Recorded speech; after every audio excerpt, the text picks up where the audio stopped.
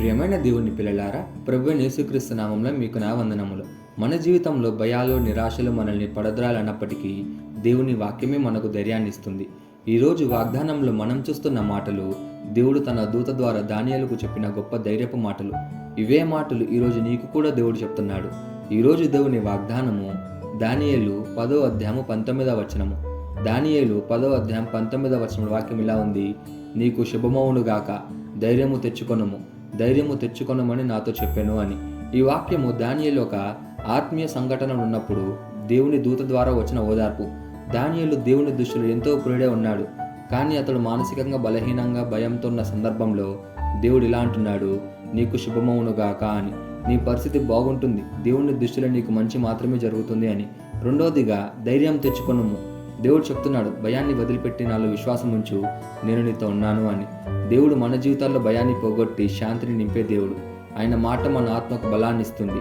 ఈ వాక్యం మనకు తెలియజేస్తుంది, దేవుని సమక్షంలో నీవు ఉన్నప్పుడు, ఆయన నీ పక్కన నిలబడ్డప్పుడు నీకు శుభం మాత్రమే కలుగుతుంది అని.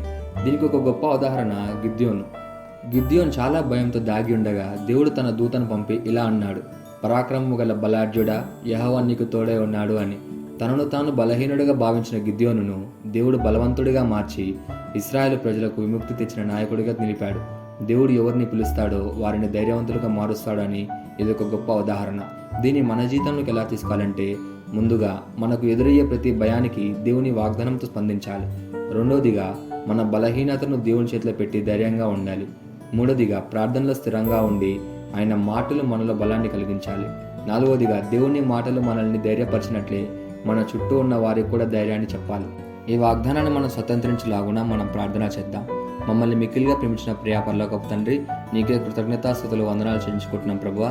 ఈరోజు నీవు ధైర్యం తెచ్చుకొనుము అని చెప్పిన వాగ్దానానికి నీకే హృదయపూర్వక కృతజ్ఞతలు చెల్లించుకుంటున్నాం ప్రభువా.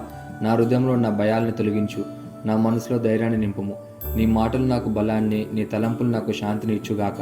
నీతో కలిసి నేను ప్రతిరోజు ధైర్యంగా ముందుకు సాగేటట్లు సహాయపడమని ప్రార్థిస్తూ యేసుక్రీస్తు నామమున అడుగుచున్నాము తండ్రి, ఆమేన్.